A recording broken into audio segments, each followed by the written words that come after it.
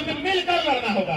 कोई मसीहा आने वाला नहीं है। और आप सोचते हैं ना कि हमको विधायक चुने हैं, मंत्री चुने हैं, सांसद चुने हैं, क्या वे लोग लड़ाई भी साथ देंगे? नहीं देंगे।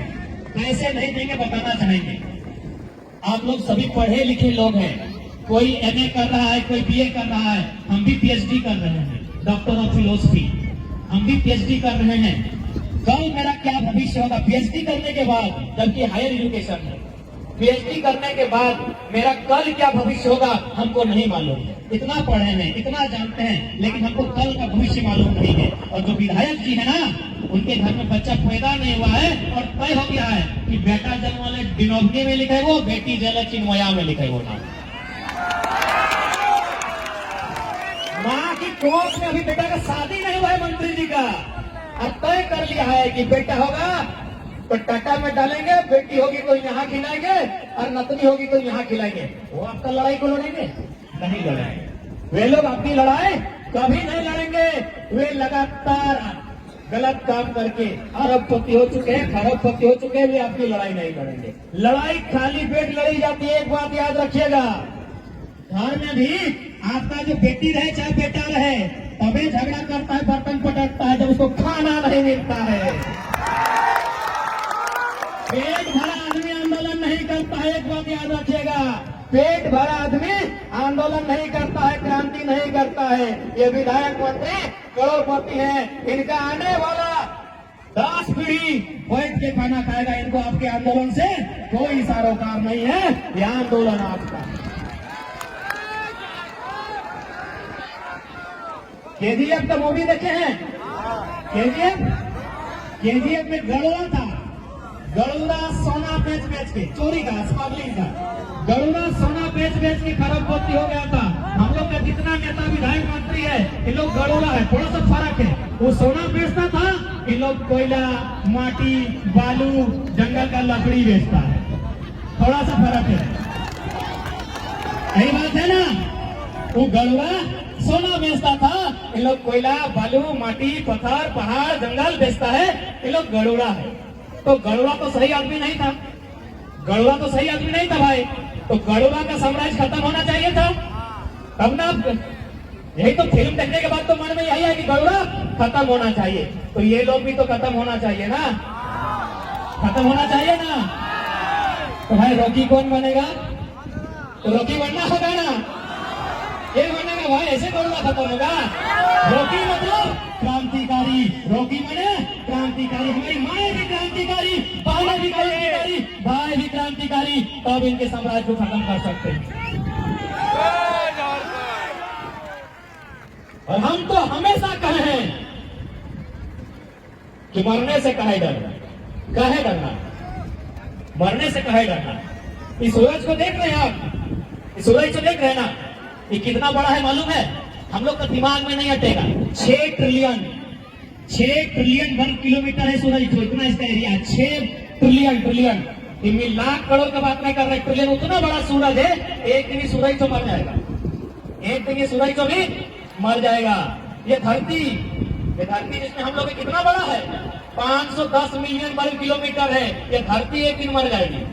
ये हिमालय का पहाड़ 5,95,000 वर्ग किलोमीटर, ये पहाड़ भी एक दिन नष्ट हो जाएगा। ये प्रशांत महासागर 165 मिलियन वर्ग किलोमीटर, दुनिया का सबसे बड़ा समंदर, ये भी एक दिन सूख जाएगा। मतलब अरे हर कोई एक दिन मरेगा, तो मरने से क्यों डरना? आप क्यों डर रहे हैं मरने से? ये नदी, नाला, पर्वत, पहाड़, चांद, सूरज सब मिटेगा, सब मरेगा। हम कौन है? लेकिन हाँ, जब तक जिएंगे हक अधिकार के साथ जिएंगे, गुलाम होकर नहीं जिएंगे। नहीं डरना है मरने से। क्यों डरेंगे? किसी के बाप का जमीन नहीं है, मेरे पुरखों ने बना दिया है, मेरे पुरखों की जमीन है। कंपनी आती है, आए, हम कब मना किए हैं? आइए ना, आप विकास की बात करते हैं ना कि कंपनी आएगी, विकास करेंगे, आइए विकास कीजिए, लेकिन पहला योगदान उसका होगा जिसकी जमीन जाएगी।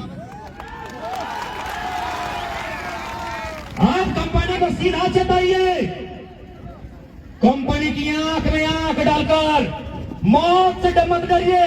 कंपनी की आंख में आंख डाल के कहिए जमीन मेरी गई है, अब नौकर बनने के लिए नौकरी नहीं करेंगे, जितना जमीन गया है उतना परसेंटेज में हिस्सा लेंगे, नौकर हम पूरा करेंगे। जितना जमीन गया है, डिसमिल में गया है तो डिसमिल में लेंगे, एकड़ में गया है तो एकड़ में लेंगे, जमीन का हिस्सा लेंगे, नौकरी हम बांटेंगे। जमीन मेरा बाप का है, तुम्हारे बाप का नहीं।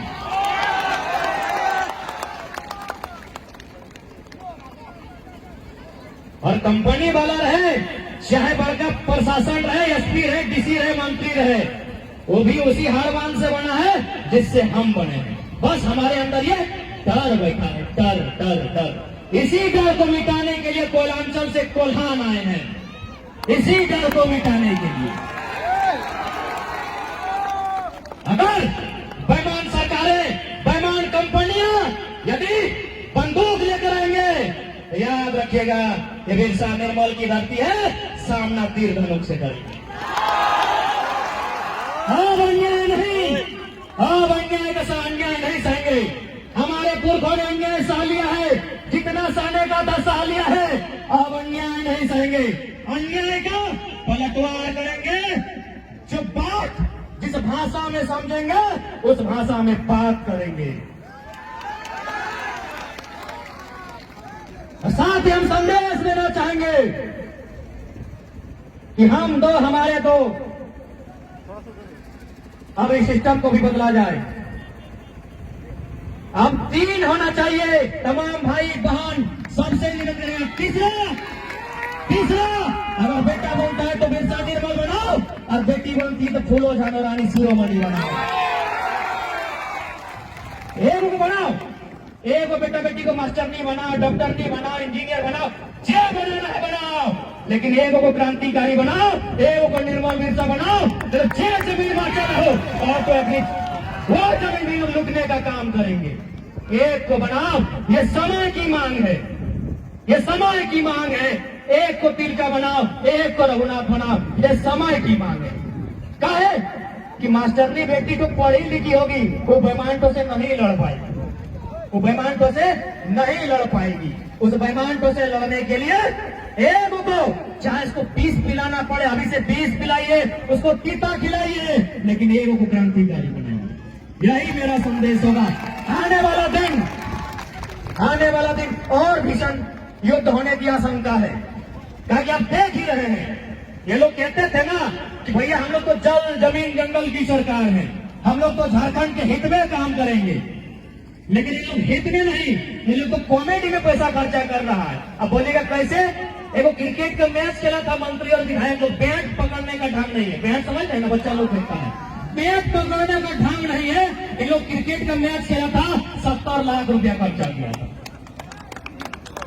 70 लाख रुपया।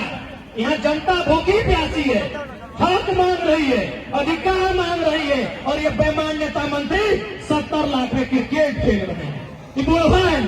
पकड़ मोहन चूल पकड़ सदा चूल वाले क्रिकेट खेल रहे 70 लाख में।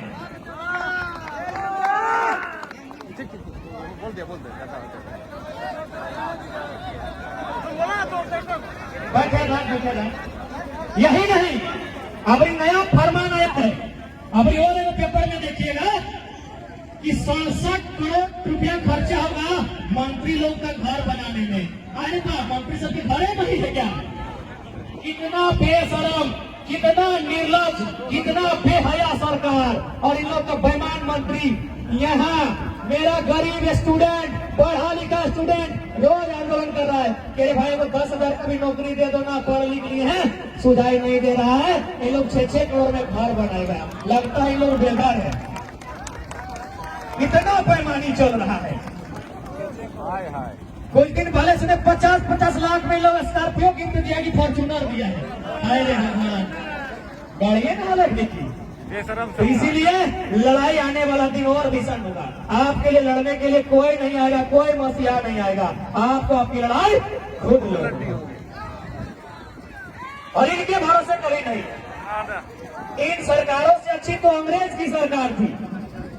अंग्रेज पूछा है ना, अंग्रेज इससे अच्छी थी, क्योंकि उन्होंने 1908 में CNT कानून बनाया था। अंग्रेजों ने 1908 में छोटा नागपुर में सीएनटी कानून बनाया था, छोटा नागपुर टेनेंसी एक्ट। उस कानून का मतलब था कि आपकी जमीन अगर कोई लेगा ना तो आपके ही कौम का आदमी ले सकता है, दूसरा कोई नहीं ले सकता है। इससे अच्छा तो अंग्रेज लोग थे। हम इनकी तुलना 21 सालों में जितनी सरकार बनी, जितने मंत्री बने, किसी एक को नहीं, सबको इनकी तुलना हम हिटलर से करते हैं। हिटलर का नाम सुना है ना आपने? हिटलर ने